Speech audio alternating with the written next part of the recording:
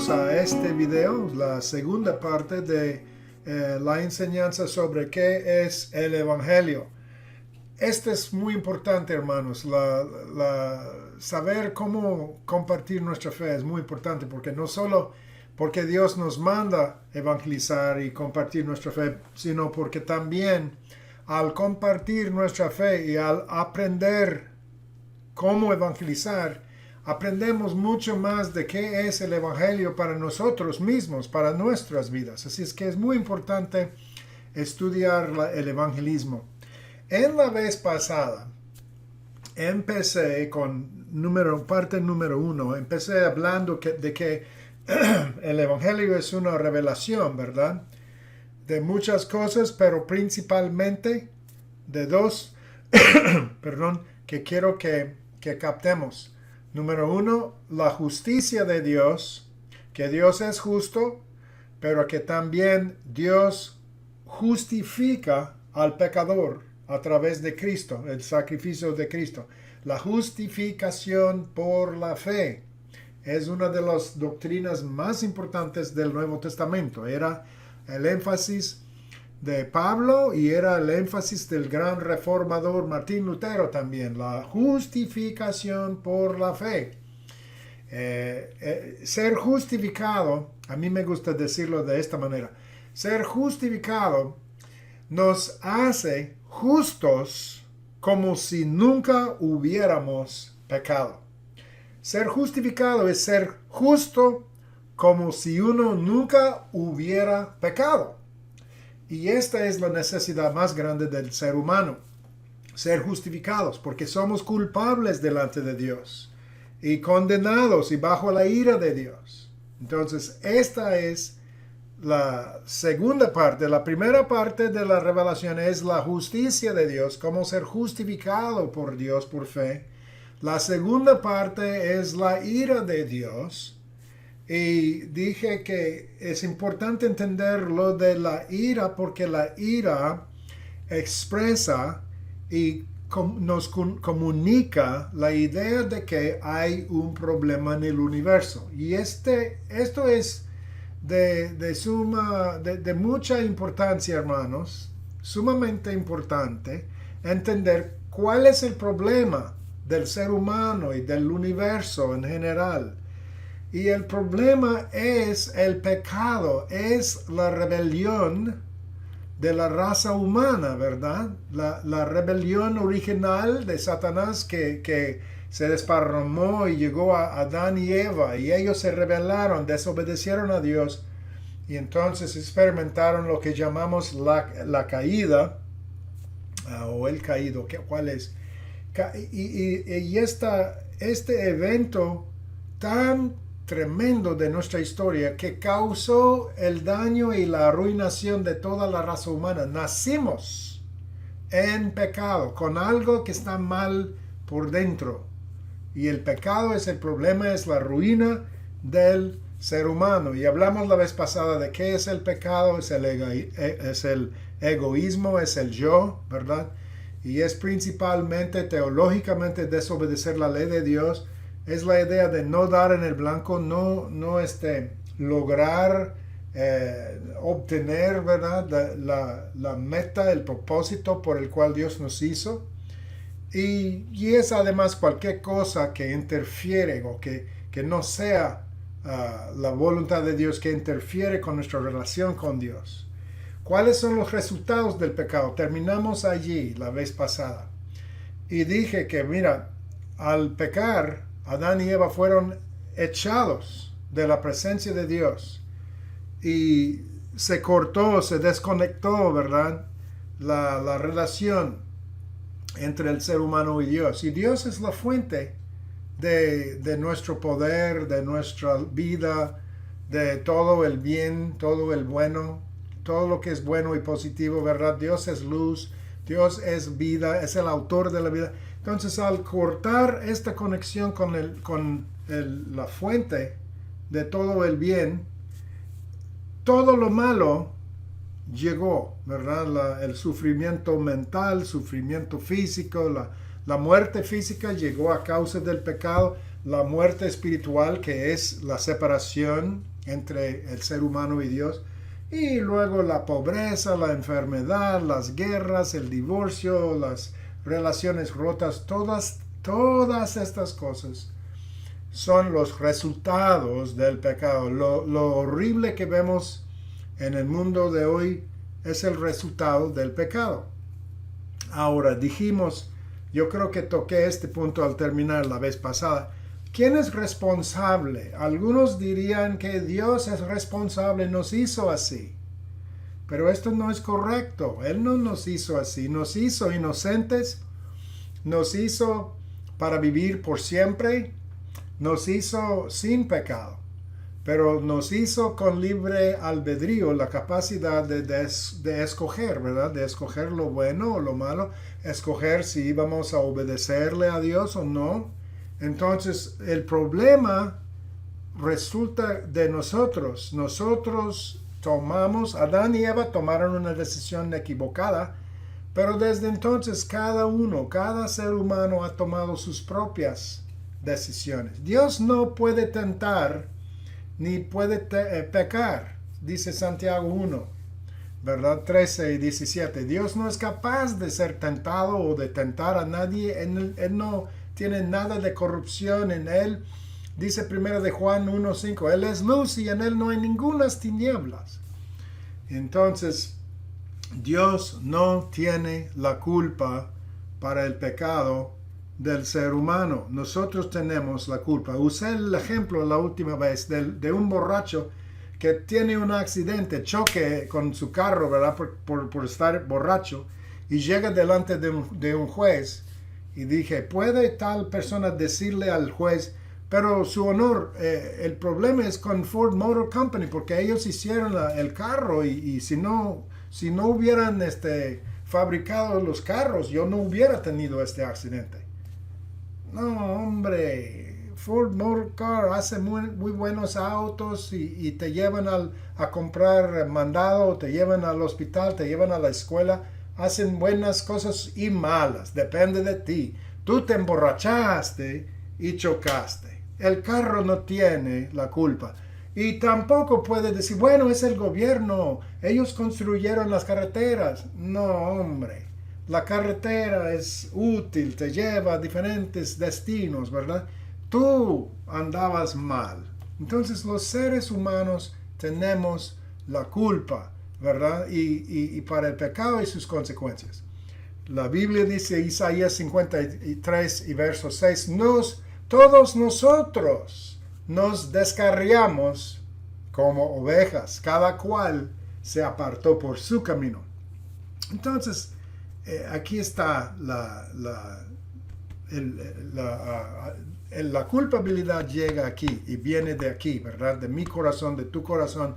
Nosotros somos los pecadores. Nosotros no hemos amado a Dios de todo corazón, no hemos amado a nuestro prójimo, no hemos buscado a Dios. Entonces somos responsables. Ahora, para seguir adelante, quiero hablar un poquito de el estado o la condición del ser humano como resultado del pecado. ¿Cómo es el ser humano según la Biblia, según Dios, desde el punto de vista de Dios? Nosotros tal vez pensamos que estamos bien, pero ¿qué dice Dios? Voy a darles varias cosas que la Biblia dice del ser humano sin Cristo, ¿sí? Número 1, el ser humano está muerto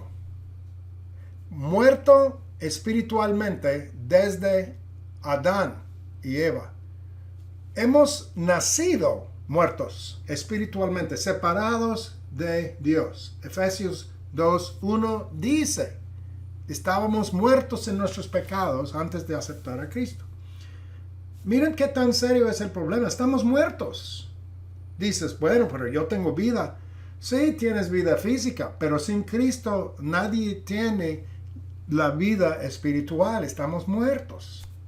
Número 2, el ser humano es ciego espiritualmente, porque no puede ver el reino de Dios. Jesús dijo en Juan 3:3, si uno no nace de nuevo, no puede ver el reino de Dios. no puede verlo, no puede percibir las cosas de Dios. Somos ciegos espiritualmente.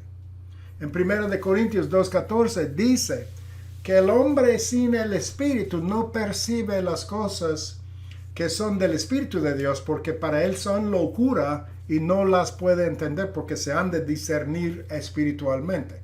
No podemos percibir las cosas de Dios, no sentimos su presencia, no entendemos. Si leemos su Biblia, el ser humano es ciego. Número 3, corrupto e injusto. El ser humano es corrupto e injusto. Isaías 64:6 dice que no hay justo, no hay, ni siquiera uno. ¿Sí? El ser humano también es amador de sí mismo. Segunda de Timoteo 3:2 dice que somos egoístas, incapaces de amar. Somos amadores de nosotros mismos.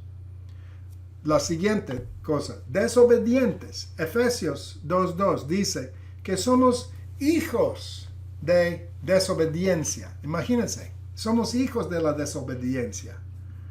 Hijos, de hecho, San Juan 8:44, Jesús dijo que los fariseos eran hijos del diablo.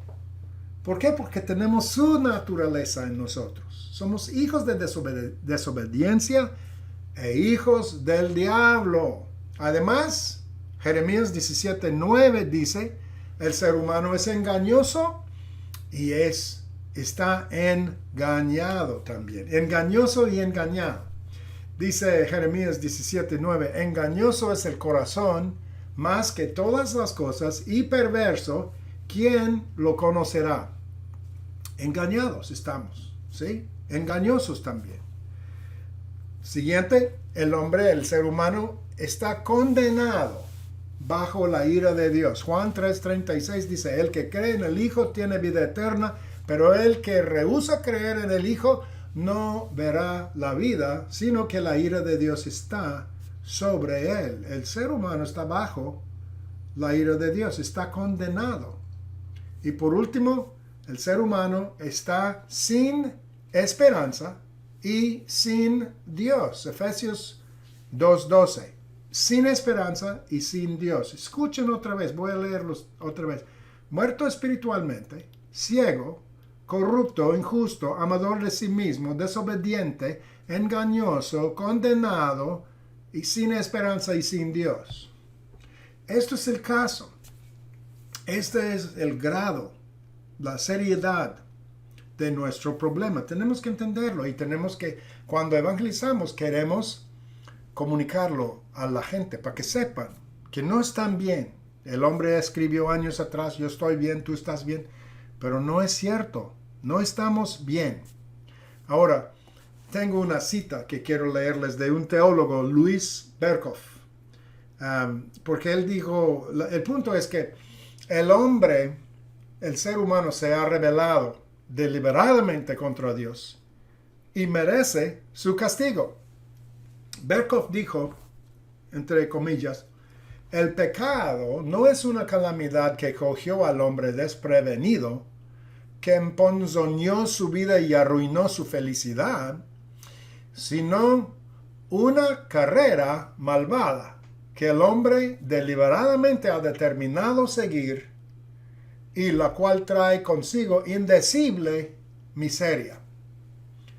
Interesante, ¿no? El pecado no es una calamidad que cogió al hombre desprevenido. Entonces, en otras palabras, no somos víctimas, sino criminales. El ser humano es como un criminal delante de Dios. Somos culpables delante de Dios. Ahora, yo sé que antes de conocer a Cristo no entendíamos esto. Yo no entendía que yo era pecador. Yo sé que hay ignorancia y todo. Y yo entiendo, pero digo que desde la perspectiva de Dios, en realidad, nosotros queremos engañarnos a nosotros mismos y decir que somos buenos, pero en verdad somos criminales. Hemos deliberadamente determinado seguir un camino que nos lleva a, como dice Berkhoff, indecible miseria. y estamos sufriendo las consecuencias. Entonces la idea es que cuando evangelizamos queremos que la gente vea que hay un problema muy serio. Ahora, hablemos un momento de la penalidad del pecado. La penalidad.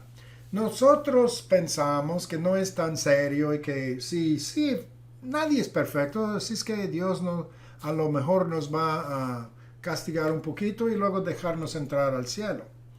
Pero la Biblia no dice tal cosa. La Biblia dice Dios es santo y no puede tolerar el pecado en su presencia. ¿Por qué? Porque el pecado contamina, el pecado arruina. Es como dejar cucarachas en la casa o dejar una enfermedad o una plaga en la casa. Dios no puede permitir el pecado del ser humano en su santo cielo.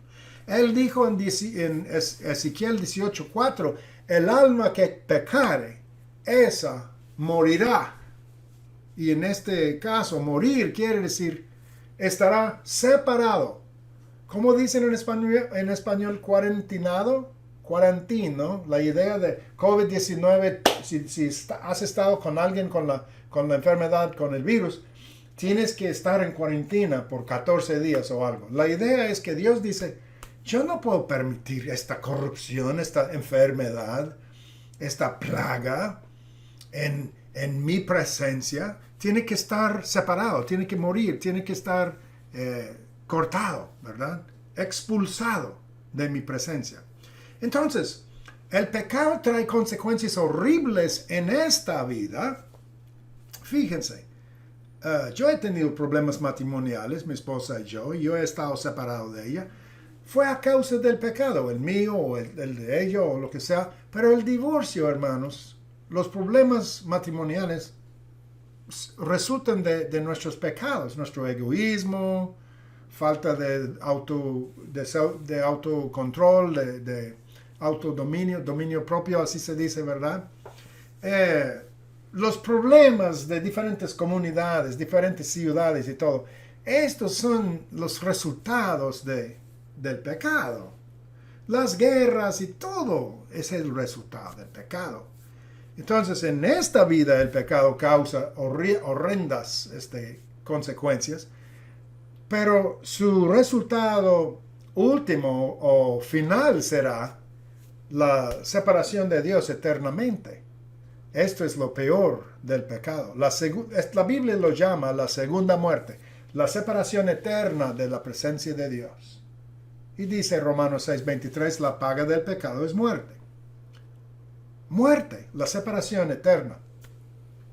Ahora, es un castigo justo. Nosotros decimos, no, esto es demasiado severo. Pero no lo es justo. Porque, número uno, así Dios previene que el pecado contamine su universo. ¿Sí? Tiene que prevenir que el pecado contamine su universo. Y número dos, nosotros tenemos libre albedrío. Y Dios no nos obliga a hacer nada en contra de nuestra voluntad. Él nos da la opción de ser salvos o de rechazar la salvación. Entonces, es justo. Si no quieres estar con Dios, es justo que Él te diga, apártate de mí, nunca te conocí. Entonces, la idea aquí, lo que estoy expresando es que tenemos que ver la seriedad del problema, que es el pecado. El hombre es un criminal. El hombre ha rebelado deliberadamente contra Dios. Ha obedecido a Dios, ha rechazado a Dios y su ley. Y ha dicho a Dios, quien nos creó, quien nos amó, quien nos ha dado tantos privilegios y bendiciones. Decimos a Él, no te queremos. Apártate de mí. Déjame en paz. Yo no quiero estar contigo. Entonces, como resultado, el ser humano ha llegado a estar inmundo, chueco, inicuo.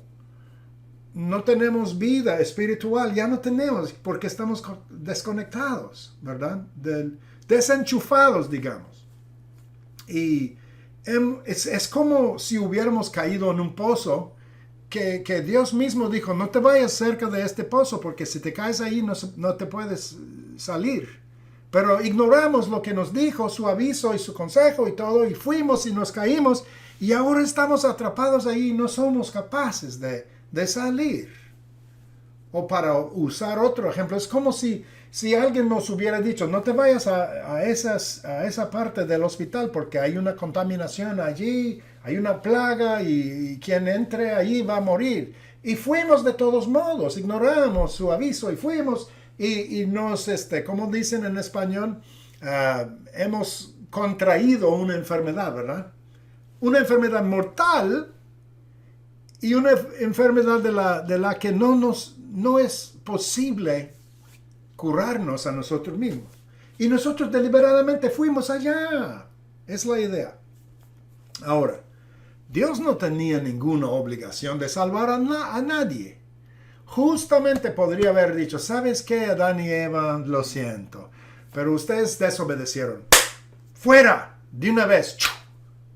Y los hubiera vaporizado, ¿no? Pero ¿por qué? La Biblia dice en Efesios 2:4 que Dios es rico en misericordia. Y por su gran amor con que nos amó, Él proveyó una salvación tan grande, una salida para nosotros de nuestro problema. Y estos son las buenas noticias del Evangelio. Pero primero tenemos que decirles las malas, para que entiendan la seriedad.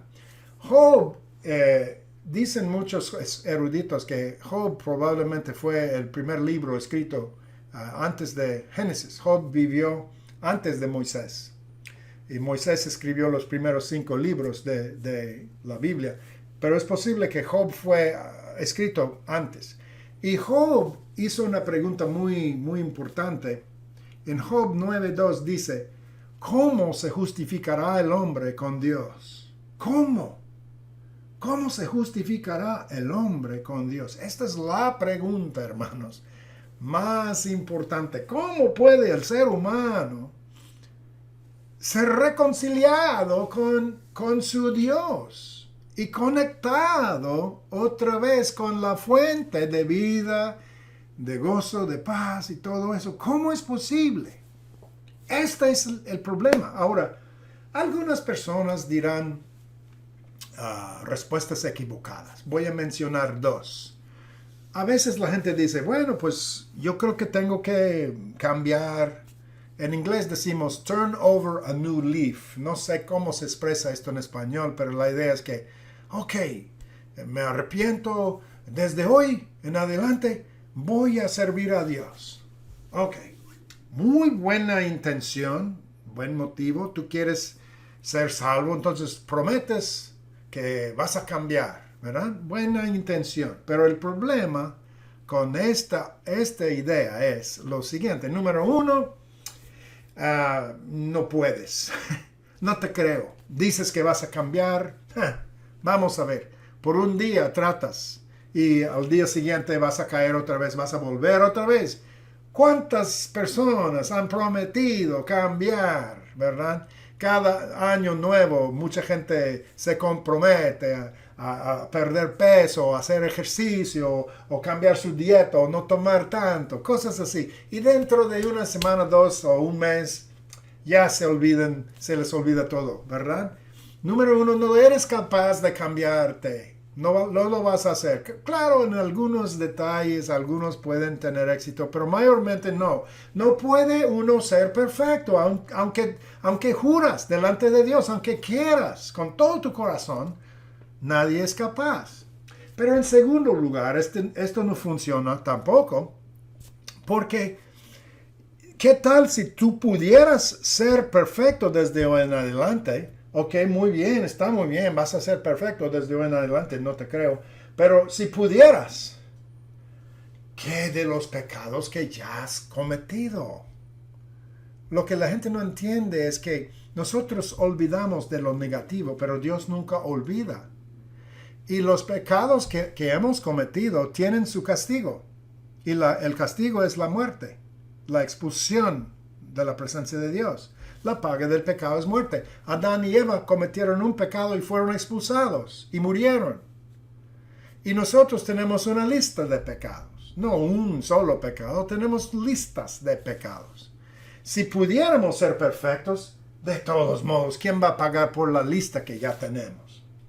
Si tú has matado a una persona y dices, juro, juez, jamás voy a matar a nadie. Yo no voy a matar a nadie más, solo maté a uno. ¿Te acepta? No. Pero juez, hay miles y millones de personas y yo solo maté a uno. A una persona. Lo siento, pero mataste a una persona. No matarás. El castigo para tu pecado es muerte. Entonces es un error. La gente dice, bueno, voy a cambiar. Segundo error es, bueno, pues me imagino que tengo que pedir perdón. ¿Verdad? Yo voy a pedir perdón. Juez, sí maté a la persona, pero pido perdón. Pido perdón de ti, su honor. Pido perdón de la familia. Pido perdón. Ok, está muy bien pedir perdón, ¿verdad? Esto es muy, muy buena idea. Debes pedir perdón de Dios y de otros. Pero el juez del universo no te puede simplemente perdonar porque le pides. Imagínense si criminales pudieran pedir perdón por cada crimen que hayan cometido y los jueces y los policías dicen, ok, está bien, los perdonamos. ¿Qué pasa? ¿Qué resultaría? Pues el país sería un caos. No se puede simplemente perdonar.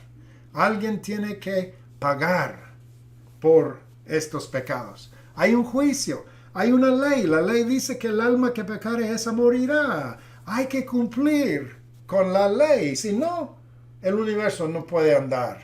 Va a ser un caos. Ahora, llegamos a la parte en que quiero leerles un texto de 1 de Timoteo 2, 3 a 6 en la Biblia viviente. Es un paráfrasis. La Biblia viviente, pero me gusta esta versión para este texto. Escuchen lo que dice. Dice, esto es bueno y agradable a Dios nuestro Salvador, el cual quiere que todos sean salvos y entiendan esta verdad, que Dios está por un lado y toda la gente al otro lado, y Cristo Jesús, siendo Él mismo un hombre, está en medio de los dos para unirlos, dando su vida para toda la humanidad. Ahora, dice que Él es el único mediador en otras versiones, pero me gusta esta versión porque dice que Dios está a un lado y toda la gente al otro. ¿Sí? A causa del pecado. Entonces, hice un dibujo aquí que quiero que vean. Déjenme ver lo que la cámara ve para que pueda manipularlo. Esto es lo que dibujo siempre cuando enseño esto. Por un lado está Dios y por el otro lado la humanidad. ¿Sí? Son dos precipicios. ¿Sí? Dios está por un lado y toda la humanidad, no unos pocos, sino todos están al otro lado. ¿Cuál hace la separación? Aquí en medio se ve, el pecado causa esta separación, ¿verdad? Isaías 59:2 dice que nuestras iniquidades nos separan de Dios. Entonces, es como una brecha enorme, una cañón, gran cañón entre el ser humano y Dios, a causa del pecado. Ahora, el pecado nos separa de Dios y el pecado también nos mató al principio y nos mantiene muertos espiritualmente, y el pecado nos jala para abajo, y si seguimos bajo el control del pecado, perdón, ¿qué pasa? El pecado nos lleva al infierno, nos lleva a la segunda muerte, que es la separación eterna del ser humano de Dios, la separación eterna. ¿Sí? Esto es el caso, esto es lo que dice el texto que acabo de leer. Ahora, en verdad, si pudiéramos verlo con más correctitud, en verdad, la situación es mucho más serio. El ser humano es mucho más bajo y Dios está mucho más alto. Él es inalcanzable. Él está tan alto que no podemos ni siquiera imaginar qué tan santo y perfecto y qué tan lejos de nosotros y qué tan lejos de Él somos. Estamos separados de Dios. Ahora, el ser humano dice que no es tan grande la separación. Algunos dicen, los hindúes, por ejemplo, dicen que no existe ninguna separación. De hecho, somos una parte de Dios. No hay cañón. Estamos juntos. Pero otros dicen, bueno, hay una separación, pero no es muy grande. Somos buenos, somos buenas personas. Claro que no somos perfectos, pero somos buenos. Otros dicen, bueno, hay un problema, somos pecadores, pero nosotros podemos resolver el problema. ¿Saben que es una garrocha, verdad? De un atleta que brinca con garrocha. Se llama pole vault en inglés, ¿verdad? El hombre corre y tiene esta palanca y pone el pole, la palanca, la garrocha y brinca. Y la idea es que va a brincar sobre esta brecha para llegar al otro lado. Esto es como un ejemplo de las religiones humanas. La mayoría de las religiones humanas dicen que el ser humano, con practicar el budaísmo, con meditar, con obedecer la ley de Allah, con ser un buen musulmán, con ser un buen católico, el ser humano es capaz, si se pone muy religioso, es capaz de brincar, de llegar al otro lado. Tú lo puedes hacer con tus fuerzas, tus propias fuerzas. Casi toda religión humana es así. Lo haces por tus propias fuerzas, por la fuerza de tu voluntad. Simplemente decide hacer lo bueno y lo puedes hacer. Todos somos capaces de hacerlo. Me hace pensar también en Evel Knievel. No sé si han escuchado de Evel Knievel, el motociclista que hizo una rampa en la cañón del río Snake en Idaho. Y él tenía una motocicleta que de hecho era como cohete. Y él quiso brincar sobre el cañón del Snake River, la cañón del río Culebra o algo así se dice en español. Está en Idaho. Y él hizo una motocicleta pero que tenía un motor de cohete, ¿verdad? Pero resulta que no pudo y él cuando se lanzó hubo un error con su paracaídas, se salió temprano y entonces él cayó aquí. Sobrevivió, pero se cayó abajo. La idea es que el ser humano puede tratar de salvarse, puede hacer muchas cosas religiosas, muchas obras, tratar de ayudar a los pobres, dar más dinero a la iglesia, cantar en el coro, ser misionero, sacrificarse. Pero la verdad es que la brecha, como traté de enseñar aquí, la brecha es mucho más amplia que podemos imaginar. Ningún ser humano es capaz de brincar, de alcanzar al otro lado. Nadie puede hacerlo. Entonces, las buenas noticias del Evangelio son estas. Mira, les voy a dibujar.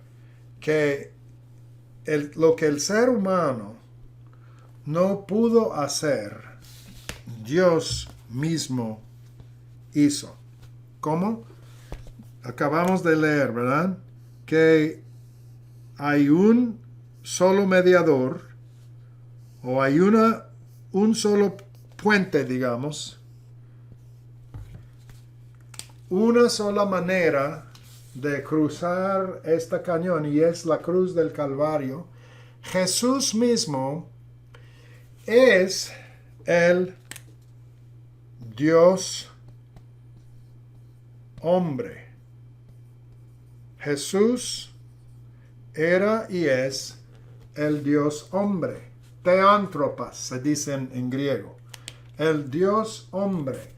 Y él se puso en la brecha para reconciliar la humanidad con Dios. ¿Cómo? con su muerte en la cruz, Él murió y pagó la deuda de nuestro pecado.